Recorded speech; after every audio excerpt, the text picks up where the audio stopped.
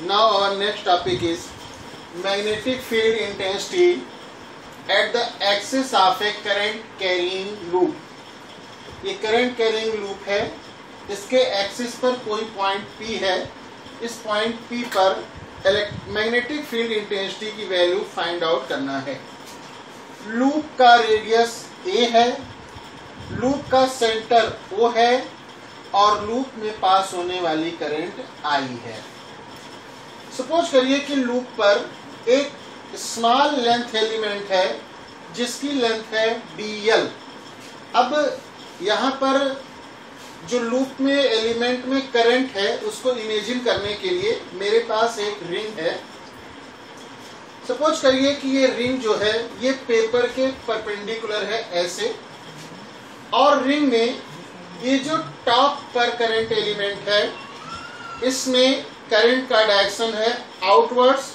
Outwards means paper के plane पर perpendicular बाहर की ओर, और जो नीचे की ओर बॉटम पर जो एलिमेंट है इस एलिमेंट में करंट का डायरेक्शन है इनवर्ड्स, मतलब पेपर के प्लेन पर अंदर की ओर।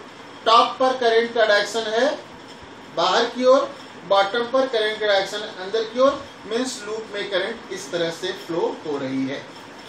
अब ये जो हमारा एलिमेंट है इस एलिमेंट से इस पॉइंट P तक की डिस्टेंस है R। तो यहाँ पर एक राइट एंगल ट्रायंगल फॉर्म हो रहा है जिसका बेस है x, परपेंडिकुलर है A और हाइपोटेन्यूज है R। तो हाइपोटेन्यूज R इक्वल टू होगा √x² प्लस a स्क्वायर, या आप इसको under bracket a square plus x square whole power 1/2 लिख सकते हैं। अब अकॉर्डिंग टू बायो-सेवर्ट्स लॉ ये जो एलिमेंट है जिसकी लेंथ dl है इसकी वजह से पॉइंट P पर जो मैग्नेटिक फील्ड इंटेंसिटी होगी वो होगी dB equal to μ0/4 pi IDL sin 90/r²। यहाँ पर ये जो एंगल 90 डिग्री है ये इस एलिमेंट में करंट और एलिमेंट को पॉइंट P से ज्वाइन करने वाली लाइन के बीच में एंगल है। अब इसको क्लियर करने के लिए फिर से रिंग पे आते हैं। ये सपोज करिए रिंग है, रिंग में करंट का डायरेक्शन किधर है आउटवर्ड्स, बाहर की ओर मीन्स आपकी ओर, और टॉप पर जो ये एलिमेंट है एलिमेंट को यहाँ पॉइंट P से ज्वाइन करने वाली लाइन है। तो करंट का डायरेक्शन और इस लाइन के बीच में जो एंगल बन रहा है, सॉरी, ये एंगल होगा आप देखिए 90 डिग्री। ये करंट का डायरेक्शन है और ये पॉइंट P को ज्वाइन करने वाली लाइन है, दोनों बीच में यहाँ एंगल होगा 90 डिग्री, इसलिए यहाँ पे 90 पुट किया गया। अब sin 90 equal to 1, then we find dB equal to μ0/4 pi IDL/r²।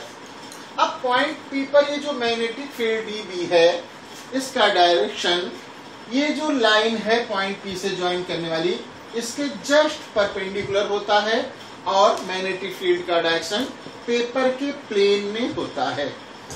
अब पॉइंट P पर मैग्नेटिक फील्ड इंटेंसिटी dB को आप इस लूप की एक्सिस और एक्सिस के परपेंडिकुलर डायरेक्शन में रिजॉल्व कर सकते हैं। सपोज करिए अगर यहाँ एंगल थीटा है तो ये एंगल भी थीटा होगा। जब आप dB को रिजॉल्व करेंगे तो आपको दो कंपोनेंट मिलेंगे, एक कंपोनेंट होगा एक्सिस की डायरेक्शन में और एक कंपोनेंट होगा एक्सिस के परपेंडिकुलर डायरेक्शन में। जो कंपोनेंट एक्सिस के डायरेक्शन में होगा वो होगा dB sin थीटा, और जो परपेंडिकुलर कंपोनेंट है ये है dB cos थीटा। ठीक, अब जैसे एक एलिमेंट हमने रिंग पर टॉप पर लिया वैसे सपोज करिए कि एक एलिमेंट बॉटम पर है, इसकी भी लेंथ dl है। इस एलिमेंट की वजह से पॉइंट P पर जब मैग्नेटिक फील्ड इंटेंसिटी निकाली जाएगी तो मैग्नेटिक फील्ड इंटेंसिटी की वैल्यू dB ही आएगी और इसका डायरेक्शन इस तरह से होगा। जब इसको रिजॉल्व करेंगे तो इसके भी दो कंपोनेंट्स आएंगे, एक कंपोनेंट होगा एक्सिस के परपेंडिकुलर डायरेक्शन में जिसका मैग्नीट्यूड होगा dB cos थीटा, और इसका एक कंपोनेंट आएगा एक्सिस के डायरेक्शन में और जिसका मैग्नीट्यूड होगा dB sin थीटा। इस तरह से देखिए मैंने अपने इस लूप पर केवल दो अपोजिट डायरेक्शन में कंपोनेंट्स लिया, एलिमेंट्स लिया, और इनकी वजह से आप देखिए जो एक्सिस के परपेंडिकुलर डायरेक्शन में जो दो कंपोनेंट्स हैं ये दोनों मैग्नीट्यूड में इक्वल एंड डायरेक्शन में अपोजिट हैं, तो ये एक दूसरे को कैंसिल कर देंगे। लेकिन जो एक्सिस के डायरेक्शन में है ये दोनों कंपोनेंट सेम डायरेक्शन में है, इसलिए ये जुड़ जाएंगे। तो अगर हम पूरे लूप के अकॉर्डिंग सोचें तो पूरे लूप के अकॉर्डिंग पॉइंट P पर जितने भी परपेंडिकुलर कंपोनेंट होंगे कॉस वाले, वो सारे के सारे इक्वल एंड अपोजिट होने की वजह से कैंसिल हो जाएंगे, और सारे के सारे साइन वाले कंपोनेंट्स जो कि एक्सिस की डायरेक्शन में होंगे वो सेम डायरेक्शन में होने की वजह से जुड़ जाएंगे। तो अगर इस लूप की वजह से इस पॉइंट P पर टोटल मैग्नेटिक फील्ड निकालना हो तो टोटल मैग्नेटिक फील्ड इस कंपोनेंट dB sin थीटा के इंटीग्रेशन के इक्वल होगी। तो पॉइंट P पर टोटल मैग्नेटिक फील्ड भी equal to integration of component dB sin theta. अब यहाँ dB की वैल्यू पुट कर लेते हैं।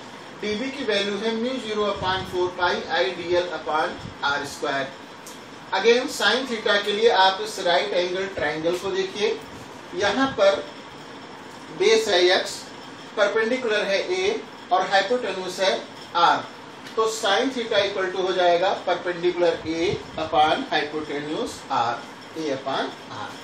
फर्दर इसको सॉल्व कर लेते हैं। उसके लिए जो भी कॉन्स्टेंट्स हैं उनको इंटीग्रेशन साइन के बाहर करेंगे।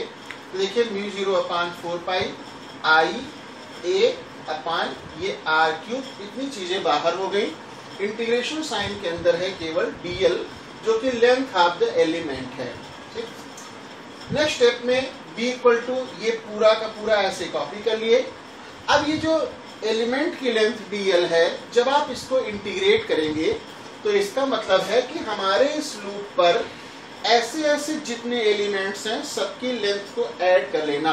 तो जब आप लूप पर सारे एलिमेंट्स की लेंथ को ऐड कर लेंगे तो वो आपके लूप के सरकमफेरेंस के इक्वल होगा। तो इंटीग्रेशन dl लूप के सरकमफेरेंस के इक्वल होगा जो कि है 2 पाई a। अब इसको और सॉल्व करते हैं तो मिलता है b equal to μ0/4 pi 2 pi ia²/r⁴। अब ये जो r है, r इक्वल टू है under bracket x² plus a² whole power 1/2। इसको आप पुट कर देंगे तो आपको पॉइंट P पर इस लूप की वजह से मैग्नेटिक फील्ड इंटेंसिटी मिलती है b equal to μ0/4 pi 2 pi I into a²/x² plus a² whole power 3/2। ये तो सिंगल लूप है। अगर लूप की जगह पर n टर्न्स का कॉइल हो तो पॉइंट P पर magnetic field intensity n times increase कर जाएगी, और ऐसे में पॉइंट P पर मैग्नेटिक फील्ड इंटेंसिटी का फॉर्मूला होगा n into μ0/4 pi 2 pi ia² under bracket a² plus x² whole power 3/2।